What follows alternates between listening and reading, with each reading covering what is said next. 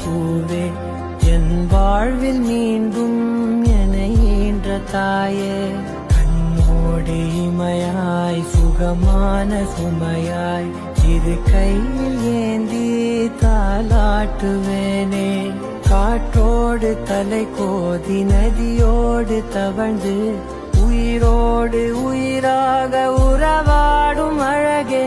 பனியோடு விளையாடி மலரூஞ்சலாடி